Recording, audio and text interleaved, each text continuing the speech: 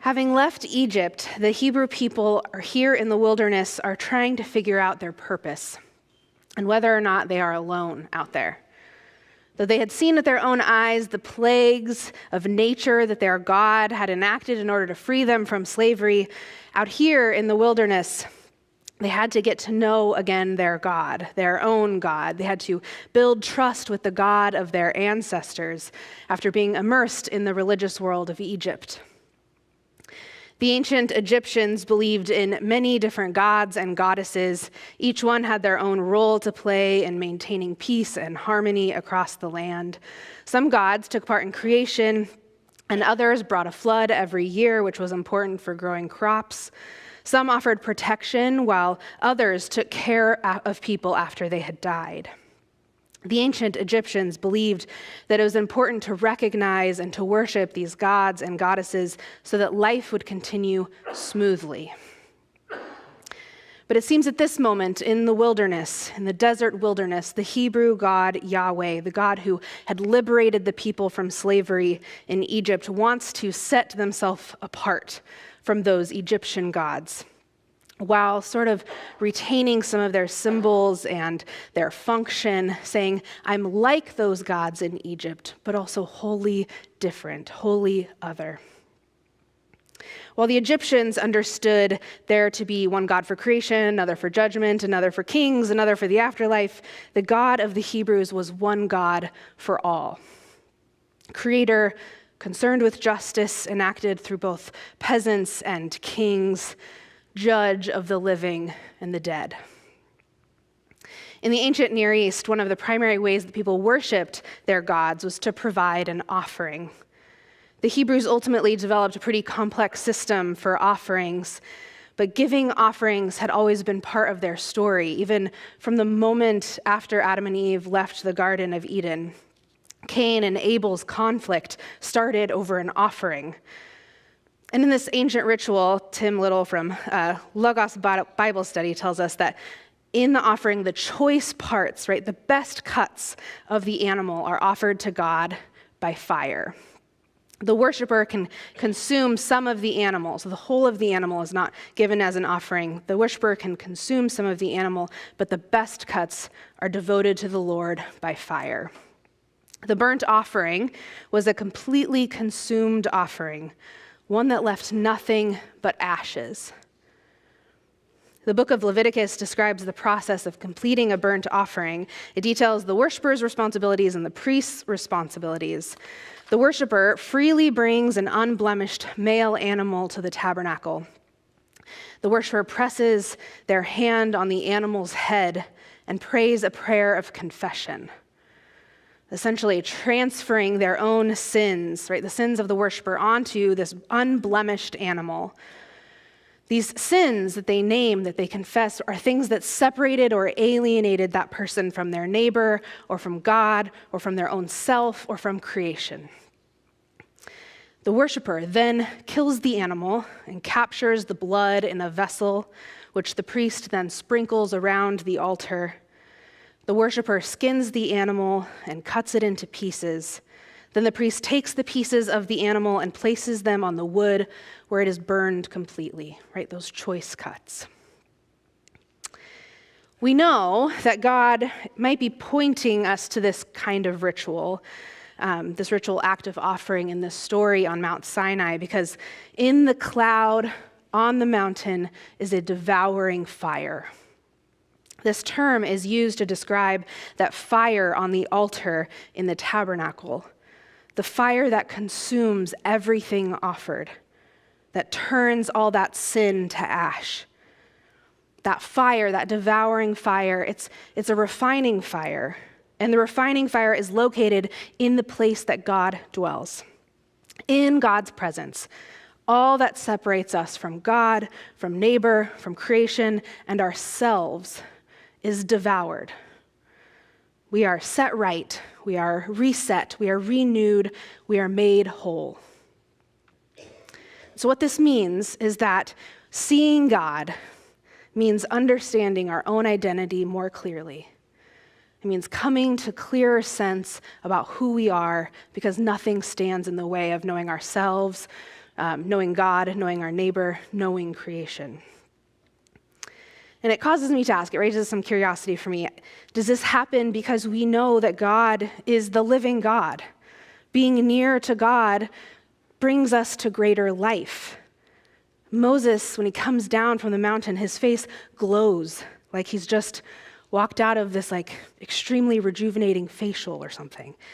And the disciples, having seen Jesus transfigured before them, knowing they are in God's presence, say, it is good for us to be here. Being in God's presence is a good, holistic, healing, resetting place to be. Okay, warning. I'm going to give a few spoilers for the movie Wicked, but it's been a musical on a stage for many, many years. So if you haven't learned the story by now, you're very late to the game. No huge spoilers, okay, just minor ones. But the story of Wicked is the backstory of the Wicked Witch of the West from The Wizard of Oz, how she became wicked. This witch's name is Elphaba in the Wicked story, and she is, green, and she has magical powers. In the story of Wicked, we see that she is ridiculed and ostracized from her community. And she experienced this her whole life because of her green skin and her magic. Her green skin is something that separates her from her neighbors for sure, but it also sometimes separates her from her own sense of self, her own sense of purpose, goodness, belovedness. And because of these things that separate her from others, which these things end up also being gifts, right? She is noticed by one of her professors in college for these things, for her magic. And this professor promises her that if she can improve and refine her powers, if she can get better and better at her skill, she can go meet the Wizard of Oz, who really serves as a godlike figure in the story. And the Wizard of Oz promises anyone who comes into the wizard's presence, which most people do not, but that they will receive the desire of their heart. And Elphaba's desire is to be not green. And because it's a musical, Elphaba sings. She dances and she sings around her college campus, and she ends up in this spectacular gazebo with a mobile of pieces of glass that are stained, kind of like these ones. And as she sings about her dream of meeting the wizard, the light shines through a red piece of glass, shining upon her, and she appears to have her natural skin tone. She's brown. Red and green are opposite colors on the color wheel, so when you add them together, they neutralize. They become neutral. And for a moment, she appears with her natural skin color, brown. The light shining on her through this colored light, makes her, for a moment, more herself. Her imagination about who the wizard is, that being in the wizard's presence will make her more and more herself, right? This promise, that is who God actually is. It ends up that the wizard can't deliver on this promise, but our God can. She sings, "Did that really just happen? Have I actually understood? This weird quirk I've tried to suppress or hide is a talent that could help me meet the wizard. If I make good, when I meet the wizard, once I prove my worth, he'll say to me, I see who you truly are, a girl on whom I can rely." And that's how we'll begin, the wizard and I. And one day he'll say to me, "Elphaba, a girl who is so superior, shouldn't a girl who's so good inside have a matching exterior? And since folks here, to an absurd degree, seem fixated on your verdigris, would it be all right by you if I degreenify you?" Elphaba is green because her mother had an affair with someone who drank and shared with her a green elixir they consumed just around the time of her conception. She is green because of a lie, because of a presumably loveless marriage. She is green because of falsehood and public image management. And she thinks that what will degreenify her is proving her worth, earning the love and pride and adoration of the people of Oz by earning it from their supreme leader. Instead, the allegorical red light that shines on her green skin, making her more herself, ends up being living into a new call to fight the propaganda of the wizard. She reveals the truth over time that about that very wizard that she thought was the key to her becoming herself. Instead, she becomes who she was meant to be when she undoes what caused her greenness in the first place. Lies, cheating, public image management, even if it never, ever makes her not green. The disciples, too, seem to find their purpose and their well-being not in making houses for Jesus, Moses, and Elijah there on the mountain, staying there forever, but by spending time in the presence of God's refining, devouring fire, which burns away all that does not serve them, all that they see as standing between them and their truly God-given purposes.